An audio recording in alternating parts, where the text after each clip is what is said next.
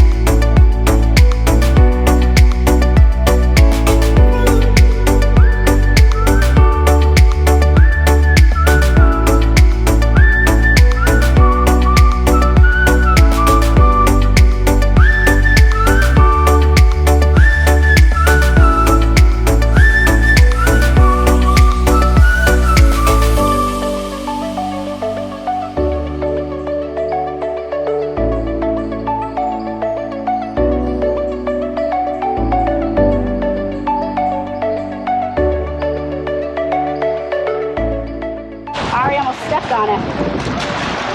Roman, right here. That's a crab. That's a crab? Yes, it is. They will pinch you. Sorry, don't touch it. They'll pinch you. Wait, oh, I'm gonna do it. Okay, but you stop. You don't want to hurt them. Come on, buddy.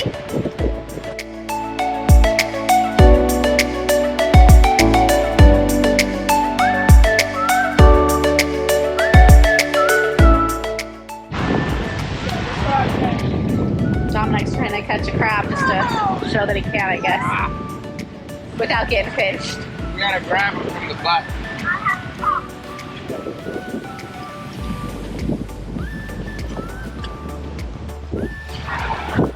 Roman almost got nabbed.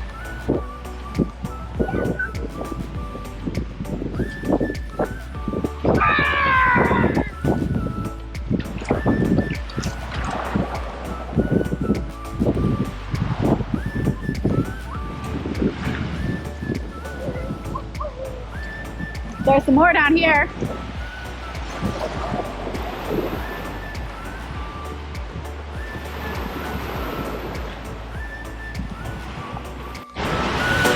Okay, we got a crab.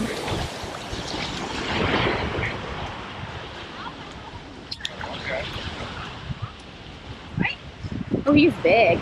Yeah, he's a big guy. Took me a minute to try and get him. Didn't want to get pinched by these guys. Ari, what was that? Oh my gosh, they'll pinch you. Mommy, is this bad for me? Yep, his other feet can't do anything, so relax. He's gonna try and reach under there, but he can't. When we were looking online at Jekyll Island State Park, we came across this gatorology program where the park rangers teach you all about the gators, and then you also got to do a hands-on experience and you get to touch them. I actually have a really special guest for you guys here today. Real quick, before I bring out my friend, I do ask, and this is really important that everybody listens up to this, okay? Roman, sit down. So I need everybody to stay exactly where they are right now, alright? So I'm going to have a baby alligator. I do ask that everybody, if he lets us pet him, it's up to his stress levels. Only from the back legs down. So we're just going to touch the tail, okay? Stay away from the business end. Alright? He is very habitualized because he is an animal that is taking care of us. Roman, don't move.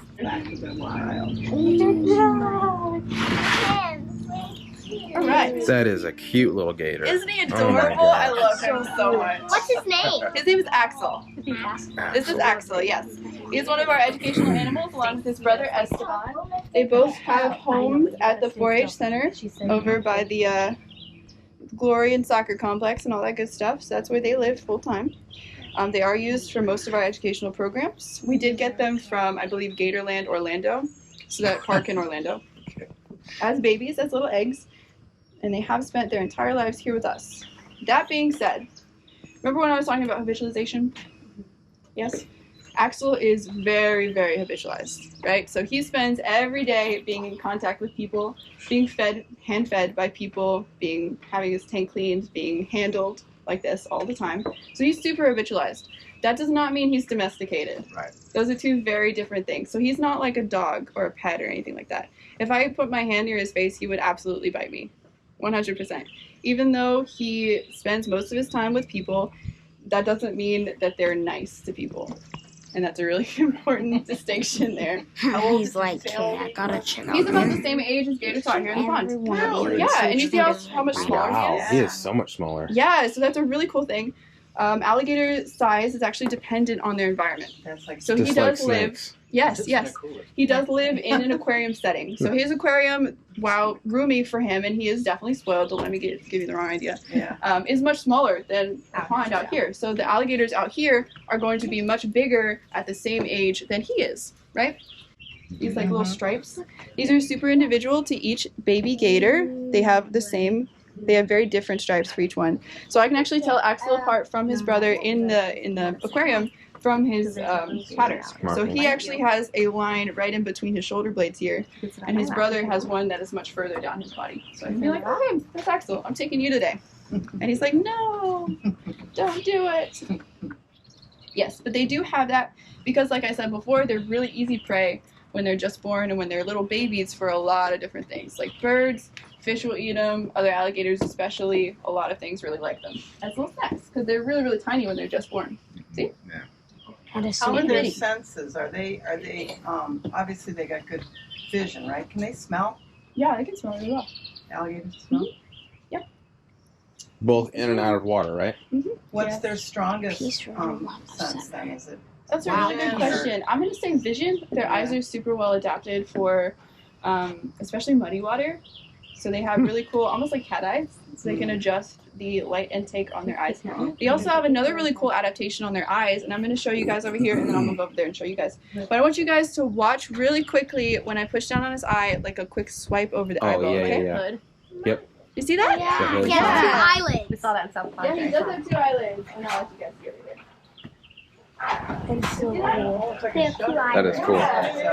Yeah, it's a really cool We thing learned called that. a nictitating memory. I wish I could hold this right up. What's the purpose of that? Yeah, well, Yeah, so that's almost like a built-in Like pair of that. swim Whenever goggles. he's ready. So whenever Let you he know. is underwater, when there's a lot of debris, and usually there is, since they usually occur in like kind of murky water like this, he can swipe that down over his eyelids, and that'll protect his eyes, which he uses the most, from anything like grass, leaves, any prey that's like lashing out at him while he's trying to get it. Similar to sharks. Yeah, kind of. They don't keep it over their eyes when they are attacking things like Okay. sharks do. They kind of like, it's almost like a, what do you call it, windshield wipers. Okay. Yeah. Yeah, so that's a really cool thing that they have as well. They also have another cool thing, I can't show you because inside of his mouth, called a palatine valve. And it is down here in the throat section. And it's actually a valve that he can shut off, on and off, voluntarily, that will reduce the amount of water that goes down into his stomach when he's eating things underwater. Very cool. That's Yes. cool. Are you calm now? And what was that valve called again? The Palatine valve? Do Palatine. they eat? Like a palate. Yeah. Do they eat in the water, under the water mostly, They or will. do they drag it up on shore and like to eat where it's dry? Either one. They will drag it up on shore if it's a big meal. So like I was telling you guys before, we found like fish scales up on the shore here, Right. probably from a really big grass carp that they needed to pull up onto shore to make sure it didn't get away Okay. in order to eat it. But for the most part, they'll kind of just like snap at things on top of the water, like dragonflies. They really like eating the dragonflies. Or butterflies again, or any like fish underwater and stuff like that.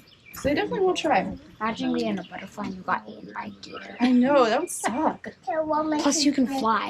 Yeah, it would be a really short life. Yes. But he does seem like he's generally calm now. Do you want to try being pet? Huh? He's like, Alright. maybe. It's like possibly. We'll We'll see. listen to what her rules are. Okay, I'm gonna let you guys try and pet him. He may thrash his tail. Wait. It's okay. I do have a good grip on him, alright?